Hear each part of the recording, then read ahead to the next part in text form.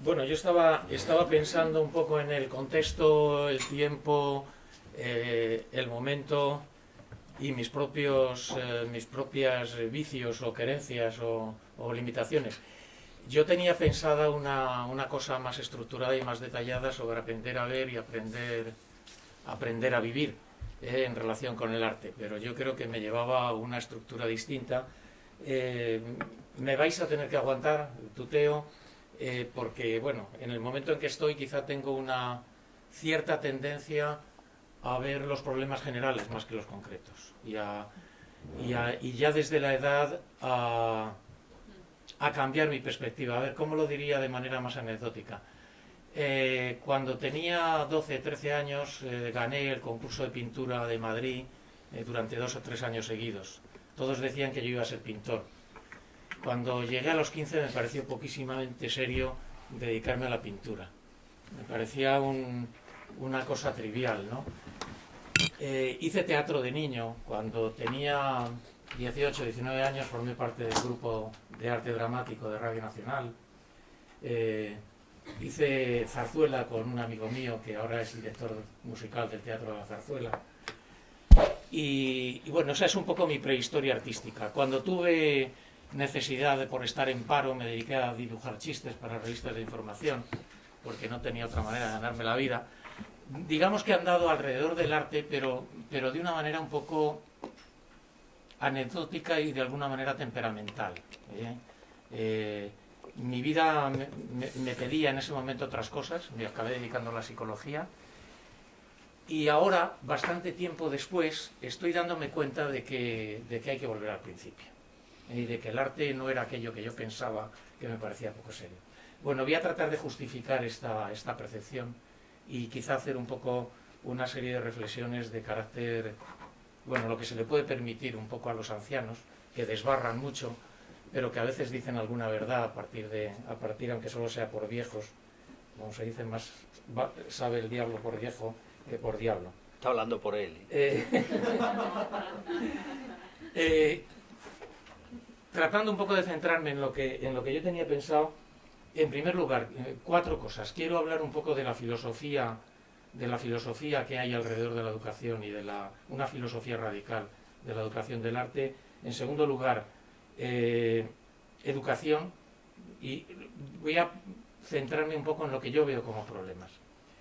En tercer lugar, la cultura, y en cuarto lugar terminaría por una reflexión sobre la actividad, la práctica, cosas en que yo me imagino que los que estáis en esta sala podéis darme clases sobradamente. Pero de alguna manera trataré de ver en qué medida lo que nos ha contado Marcos, lo que yo sé que nos va a contar Juan Daniel, lo que puedo yo contar o habría contado a lo mejor sobre arquitectura mediada de la percepción o arquitectura mediada de las funciones directivas, de la emoción, de la voluntad, de la identidad, etcétera, de alguna manera todo confluye bastante bien con lo que podríamos llamar una reorientación del arte y de la educación.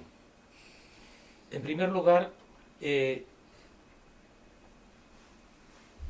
no se puede sintetizar a Vygotsky, pero si lo tuviera que sintetizar diría, Vygotsky tiene muchas formaciones, pero una de ellas es a partir de lo que se llama el ecofuncionalismo hoy, que es la perspectiva ecológica en la evolución, que la introdujo von Schull, un Stone que escribía en alemán y que hoy se está recuperando y que de alguna manera nos dice que las especies aprenden a ver, que cada una de las especies de alguna manera es una arquitectura adaptada al medio y que esas arquitecturas que son heredadas, son las que nos permiten funcionar en un ciclo de percepción-acción.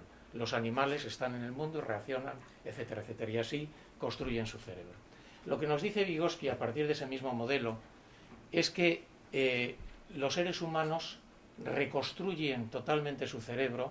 Él, entre otras cosas, plantea una tesis que va a tardar 50 o 60 años en comprobarse por la neurociencia actual, que hay neurogénesis, es decir, que aparecen neuronas nuevas con la cultura y que nuestras funciones naturales, heredadas, por ejemplo, esas zonas del cerebro de la danza en que la función natural pesa mucho, porque está el cuerpo ahí todavía, está lo heredado muy fuerte, de alguna manera las funciones naturales se reconstruyen y hay funciones muy, muy culturizadas, muy mediadas por lo que Vygotsky llama psicotecnias.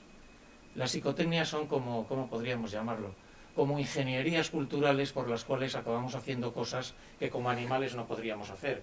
Por ejemplo, calcular, por ejemplo, pensar el futuro, lo que él llama el plano del futuro, por ejemplo, tener sentimientos y no solamente emociones. En general, de alguna manera pasar de ser animales a ser humanos, lo que llamamos las funciones superiores, o se llamaba así en el principio de la psicología. Por tanto, nos reconstruimos.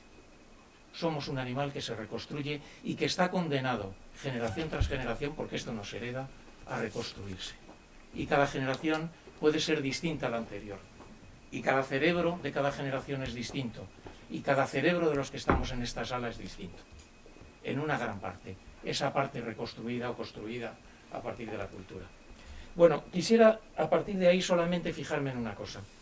Llevamos 50 años de descubrimiento del procesamiento, de la metáfora computacional del cerebro, de centrarnos en lo que Vygotsky llamaba funciones intelectuales. No Vygotsky, todos los psicólogos de los años 20, 30, 40 del siglo pasado. En aquella época se hablaba de otras funciones que no eran las intelectuales, que eran las funciones del sentimiento. Luria las llama funciones directivas y yo a partir de ahí siempre las he llamado funciones directivas. ¿Cuáles son? La atención, la emoción, los sentimientos, la moral, la voluntad, el proyecto de futuro, la identidad. Bueno, resumiendo mucho, porque a falta de tiempo uno tiene que ser radical. La escuela y la cultura de estos años, de estos 50 años, de lo que se llama la sociedad de la información y del conocimiento, se ha centrado en el desarrollo llamado cognitivo, del primer grupo de funciones. El gran fracaso de la humanidad. ¿Por qué estamos tan cerca, como se ha visto en las Naciones Unidas, según escriben algunos comentaristas, que parece que vamos a una tercera guerra mundial? El gran fracaso de la humanidad, con los sirios, con nosotros mismos, con todo, es el fracaso en la construcción y el desarrollo de las funciones directivas. Hemos extendido el currículum, muchos conocimientos, para cada cosa se nos ocurre una asignatura nueva, y hemos olvidado las humanidades, hemos olvidado la religión. La religión es una arquitectura cultural de las funciones directivas de carácter primitivo, animista. Se podría hacer una cosa un poco mejor y más adelantada, pero no tenemos otra. Lo que hemos hecho es quitarla y dejar en su lugar el vacío. No estoy reivindicando la religión, estoy reivindicando las funciones directivas. La religión, el arte. ¿Qué artes? Pues las artes perceptivas, la pintura, la escultura, las artes interpretativas o las artes de lo que podríamos llamar la teoría del drama, en la que se sitúa Vygotsky en sus años jóvenes y luego poco antes de morir. Es decir, aquellas funciones que nos dicen quién soy, qué es el mundo, qué es la vida, a dónde voy. Las funciones que nos permiten ser alguien, ser algo a nuestra cultura, a nuestra comunidad y de alguna manera hacer un proyecto humano. Esas funciones las hemos dejado en barbecho. Se han convertido en un erial, cuando no en un estercolero de las grandes ciudades, del conocimiento, donde hemos considerado como espurio, como no necesario, como perfectamente prescindible aquello que es realmente imprescindible. Claro, es el globo rojo. Es de alguna manera todo aquello que nos hace humanos y que la escuela de hoy ha olvidado, en buena medida. Tengo un amigo que es Anton Franks, que trabaja, me ha encantado la exposición de Patricia, trabaja en lo que se llama en Inglaterra Drama Education. Ellos no han quitado el teatro de la escuela en toda su historia. Y en la última, renovación del programa educativo, hace 7 años, se volvió a introducir Drama Education, sobre todo en secundaria.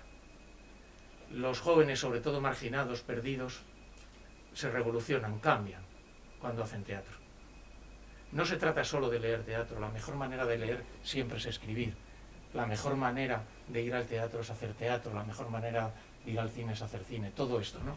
Bueno, de alguna manera, ese tipo de asignaturas, yo hice teatro de joven, tuve la enorme fortuna de tener un profesor de literatura que nos hizo, que era un cuadro de teatro, te transforma, te da un protagonismo. Bueno, todo este tipo de problemas, de alguna manera, yo creo que suponen son un punto para una reflexión. La educación necesita volver a las artes, no porque las artes sean más sabias que la ciencia. La ciencia se acerca a la realidad mediante mediaciones culturales muy poderosas, pero es muy potente en ciertas funciones y es muy impotente o muy limitada en otras. Y la vieja cultura sigue siendo muy potente, muy intuitiva, poco científica, pero bueno, no es científica, pero funciona, ¿eh? Como de alguna manera la cultura popular funciona. Esas viejitas vestidas de negro de Andalucía o de Castilla, que nosotros investigamos las mentes generacionales de distintas generaciones, son personas que tienen pocas funciones. Su cerebro es relativamente simple. Saben hacer 4 cosas, pero las saben hacer muy bien. Tienen una enorme sabiduría de la vida. Tienen muy bien armado el cerebro. Y de alguna manera lo más importante en ese cerebro es el sentido de la vida. Los consejazos que te dan. Cómo de alguna manera han sabido construirse. ¿Cómo se construyeron? Nosotros hicimos un proyecto en Salamanca que eran lo que llamábamos los medios rectores de las funciones directivas de cada generación. Esta gente se construyó con los sermones del cura, con los refranes, con la radio, sobre todo con el cine romántico, aquel cine que todavía era medio teatro. Hicimos un estudio comparativo entre el cine de acción y el cine llamamos, bueno, pues más cercano al teatro, al drama. En el teatro lo importante es la acción interior, lo que pasa aquí dentro. En el cine de acción actual, este cine industrial, tampoco de autor, que tampoco nos gusta, lo que pasa es lo que pasa afuera, hay que romper muchos coches, planetas incluso, lo que sea, ¿no? Porque de alguna manera han dejado de mirar al interior. Bueno, yo creo que esta es un poco, supongo que me estoy enrollando, no sé un poco por dónde voy, pero yo creo que llegaré a algo. A ver,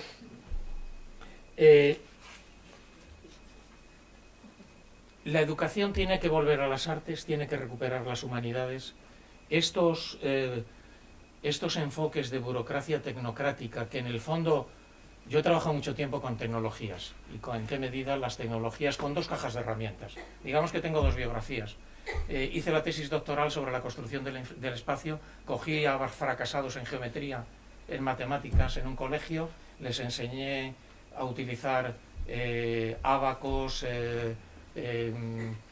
todo tipo de herramientas de manejo del espacio, y cómo con esos mediadores instrumentales acabaron construyendo, digamos, las operaciones intelectuales, y cuando acabó el curso eran los expertos de la clase, no eran los tontos. Y de alguna manera, pues bueno, era la demostración de la tesis vygotskiana, las funciones superiores, incluso las matemáticas que algunos matemáticos estaban diciendo que eran totalmente heredadas, innatas, pues resulta que se construyen culturalmente. Bueno, empecé mi carrera así, con las nuevas tecnologías, trabajé mucho con ordenador, en qué medida las tecnologías construyen el pensamiento teórico, etcétera, etcétera. Bien, llevo 15, 20 años pensando cómo construimos la moral, cómo construimos la identidad, cómo construimos los sentimientos, centrándome en otra caja de herramientas. ¿Cuál es la caja de herramientas que nos construye ese tipo de cosas? Son la poesía, es el diario. Yo siempre pregunto a mis alumnos, ¿quién lleva diario? Siempre, afortunadamente siempre, al menos uno levanta la mano, pero muy pocos. Pongo películas de catarsis. Los psicólogos más descriptivos hacen estudios sobre la violencia y los efectos de la violencia en la gente, y dicen que hay un efecto catártico y que cuando tú tienes una catarsis por ver violencia ya no matas a nadie, ya te has relajado, ¿no? Pero resulta que solo una parte de la población tiene capacidad catártica. Y resulta que esa catarsis se construye ¿cómo? El teatro, por ejemplo. El cine dramático, el melodrama, la poesía. A mí lo que me interesa es cómo se construye la catarsis. Por tanto, hemos ido trabajando sobre cuáles son las psicotecnias en la terminología vygotskiana, cuáles son las ingenierías culturales que construyen las funciones directivas. No podemos entrar en esto, podríamos hablar, hicimos experimentos, por ejemplo, de rastreo visual, como los bonitos que han marcado con las bañistas de Cézanne. Marcos, lo hicimos con dibujos animados malos, de calidad cinematográfica mala, que deseducan cinematográficamente al niño y que crean niños desatentos, niños con TDAH, y dibujos buenos, que construyen la atención. Y entonces miran totalmente distintos. Pero es que también los que han hecho los dibujos construyen de manera narrativa, de manera totalmente distinta los dibujos. Bueno, ese tipo de experimentos lo que nos llevó es a ver que hay una arquitectura cultural. Cuando decimos que un niño es desatento, bueno, ¿por qué hay esta epidemia del TDAH? ¿Qué pasa? Que tengo amigos neuropsicólogos, en uno de los últimos congresos de neuropsicología, trabajamos en neuropsicología cultural, que es una cosa que, bueno, no puedo entrar ahora en ello, pero ellos buscaban un gen que hubiera quedado deteriorado por la alimentación, por lo que fuera, en los últimos decenios, para ver por qué había una epidemia de TDAH. Y dice que están muy molestos sus financiadores, que son farmacéuticas, porque no acaban de encontrar el gen. Y entonces otro neuropsicólogo mexicano, que es Quintanar, que ha estudiado con Luria, y yo le decía, bueno, no lo vais a encontrar. El gen está en la cultura. Es decir, la atención voluntaria es una atención estratégica mediada, construida en actividades productivas a través de mediadores culturales. No lo vais a encontrar. No es un niño desatento, es una cultura desatenta. Es una cultura fragmentada. Es una cultura, cuando analizamos la estructura narrativa, por ejemplo, del cine argentino frente al cine norteamericano, o el cine español, el cine de autor, hemos hecho análisis de cines nacionales, llamémoslo así. Uno descubre que hay una arquitectura dramática, una arquitectura más cercana a la novela, más cercana a la epopeya, más cercana al cine dramático de toda la vida, la novela, en estos cines tradicionales, y una estructura fragmentada, una estructura poco jerárquica, mosaica, desatenta, en el cine de las grandes dietas que están alimentando a los jóvenes. Lo que Perkins, desde la psicología cognitiva, llama un pensamiento débil y una memoria frágil. Es decir, es un pensamiento que se disfraza de teórico, pero que ni es ni teórico ni práctico, sino verbalista, mosaico, en lo que se está especializando en la escuela. ¿Quién estructura finalmente el mundo en la escuela? Es la novela. Cuando Stephen Jay Gould, que es el biólogo evolucionista más prestigioso, que murió hace 4 o 5 años, dirigió una tesis con una de sus estudiantes, que hizo una tesis de dónde venían las teorías evolucionistas más importantes de los últimos 50 años. No venían de grandes teóricos. ¿De dónde venían? De las novelas sobre el hombre que habían leído esos investigadores. Eran estructuras narrativas. Y cuando analizamos las estructuras realmente que explican lo que es el hombre, descubrimos al final novela, cine, poesía. Por eso Vygotsky, en su etapa final, planteó la tesis de que la estructura del drama, aquí seguía Pólitzer, o seguía Unamuno, o seguía Calderón de la Barca, o seguía a toda una larga lista de autores desde Aristóteles y Plutarco hasta muy cerca de nosotros. Que la estructura de la mente humana, de este mono, que según dice Donald desde la paleopsicología, es un mono episódico que tiene neuronas espejo y aprende a regularse por lo que hacen los otros, lo que piensan que van a hacer. Todo esto, la estructura de la mente humana, no es el procesamiento intelectual, no es la lógica, es el drama. El drama. Bueno, ¿esto a qué nos lleva? Nos lleva a que si queremos construir gente madura, gente que sepa, como dirían Freire y Unamuno, leerse y escribirse, que es lo más importante que uno puede aprender en esta vida, leerse y escribirse. Unamuno tenía un modelo que es el modelo de las 3 novelas: la novela personal, la novela de la cultura o del país, la novela de la humanidad. Decía que se tenían que llevar entre sí bien las novelas, porque si no tenemos conflictos graves, ¿no?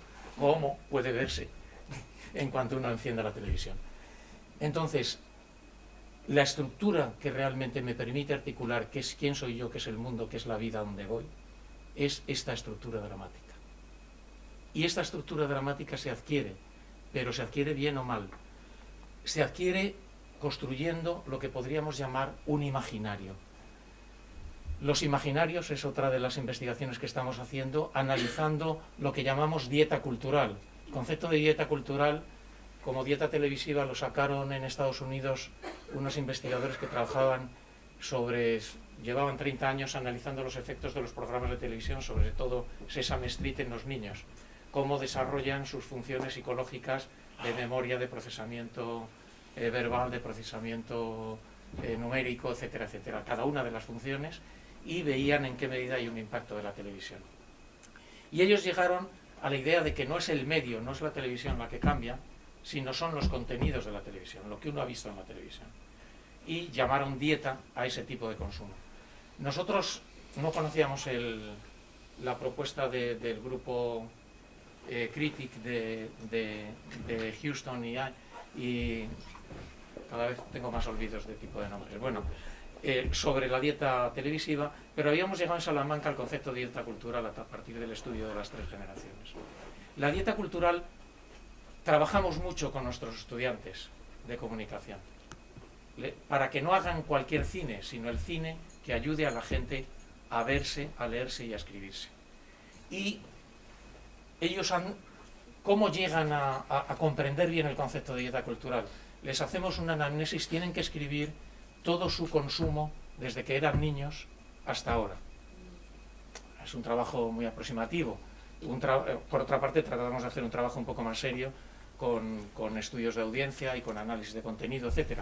Pero lo interesante de esto es que el propio trabajo de mirarse hacia atrás y ver que el imaginario que han construido, no los saberes que uno puede ver en las asignaturas y las notas, eso es una cosa que, como dice Piaget, el 90% se olvida a los 2 años.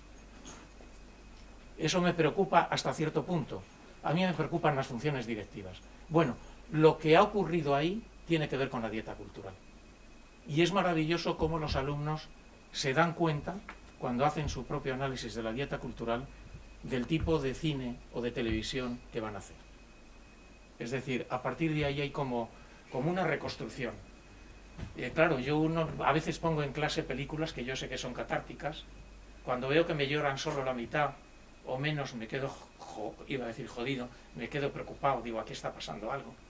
Es decir, hay todo una arquitectura cultural, que ¿por qué es cultural? ¿Por qué es del currículum global fuera de la escuela quien hace eso? ¿Por qué no es dentro de la escuela también? Un currículum del imaginario. Y hay una caja de herramientas del imaginario, y hay una caja de herramientas de las funciones directivas. Y eso, de la misma manera que durante un tiempo, cuando era joven, me preocupaba la caja de herramientas para que mis alumnos aprendieran matemáticas, aprendieran física, aprendieran un buen pensamiento hipotético deductivo, y entonces me preocupaba lo que David os llama el pensamiento teórico, las estructuras mediadas del pensamiento teórico. En aquel momento me preocupaba esto. Hoy me preocupa sobre todo, me decía una psicóloga serbia cuando vino en el 92 a la primera reunión histórico-cultural, tened cuidado porque aquí el PP ha empezado a destruir simbólicamente al enemigo y en Yugoslavia hemos acabado matándonos. Y tenía razón. Es decir, uno no puede utilizar impunemente la herramienta simbólica. Uno no puede construir un imaginario desestructurado, mosaico y anárquico y destructivo como el que estamos construyendo. Somos responsables de esto. Y yo siempre pienso que hay determinadas profesiones, comunicadores, educadores, artistas, curas, religiosos, que son especialmente responsables o que tienen especialmente la sensibilidad, la capacidad y la visión vital para intervenir en esto. Que somos los que estamos en esta habitación, o sois vosotros, o somos nosotros. Y claro, si lo que hiciéramos, esto era la hipótesis de Frankfurt, los medios no nos cambian, somos así, el cerebro es así, se repite, la moral está garantizada por genética, y todas estas cosas al final se acaban teniendo, como decía Piaget. Tú llegas a los 15 años, tienes pensamiento hipotético deductivo y juicio moral. Jaraja. No, ni una cosa ni la otra. Es decir, algunos lo tienen y otros no. ¿Por qué? Porque se ha construido o no se ha construido. Volvemos a las funciones mediadas. Bueno, en este sentido, si la cultura cambia y la cultura nos cambia, lo que hagamos no es neutral. Lo que hagamos es absolutamente decisivo. Y termino no se trata tanto de conseguir que la educación, el sistema institucional educativo deje un sitio a las artes o a las humanidades más grande en el currículum. Se trata de reorientar de arriba abajo todo el currículum desde esta visión otra vez más humanística, más humana de lo que es la educación. La educación es construir personas, no es construir saberes, es construir personas. Y en la construcción de las personas, cuando Vygotsky empezó su investigación, empezó con una unidad de análisis que era el estímulo y la respuesta, como la mayoría de los modelos psicológicos de su época. Cuando se metió en harina y se metió con las funciones directivas y con la neuropsicología, cuando él empezó a desarrollar lo que luego Luria desarrolló trabajando con él, que es la neuropsicología, desarrollando las ideas de Vygotsky, de cuando él empezó con los trabajos de medicina sobre el cerebro, Vygotsky cambió de unidad de análisis. Recordó lo de sus compañeros o sus colegas a los que admiraba de la Gestalt, que habían heredado el modelo de von Schull desde la ecología, y tomó como unidad de análisis percepción, acción, afecto, como unidad única, que es la que nos permite sintonizar con el cerebro natural. Pero Vygotsky decía que la percepción se reconstruye con las funciones superiores, que el afecto se reconstruye con las funciones superiores, que la acción se reconstruye con las funciones superiores. Bueno, ese que es el currículum más importante para construir personas, él citaba también una frase del Eclesiastés: la piedra que rechazaron los constructores, esa vino a ser la piedra angular. Nosotros, que somos la periferia, lo que no es importante, las Marías de la educación, somos el pilar fundamental de la educación. No lo digo por egocentrismo, lo digo porque ahora ya soy viejo, me he jubilado y yo sé lo que importa y lo que no importa. Y entonces desde aquí os digo que no os digo que es muy importante cualquier cosa que hagáis, cualquier cosa no, sino aquellas que nos van a permitir realmente construir personas que se van a enfrentar al mundo más difícil que ha habido en la historia de la humanidad, que es el que tenemos delante de nuestros ojos hoy, porque la historia ha cambiado muy deprisa y hemos hecho muchas cosas buenas y muchas cosas muy malas. El mundo está muy complicado. Necesitamos jóvenes más fuertes, más lúcidos y con más coraje narrativo, de identidad, con más capacidad de novela constructiva de la que ha tenido nunca la humanidad. Y bueno, perdonadme que haga el papel de abuelo Cebolleta, pero ya la edad me lo permite un poco.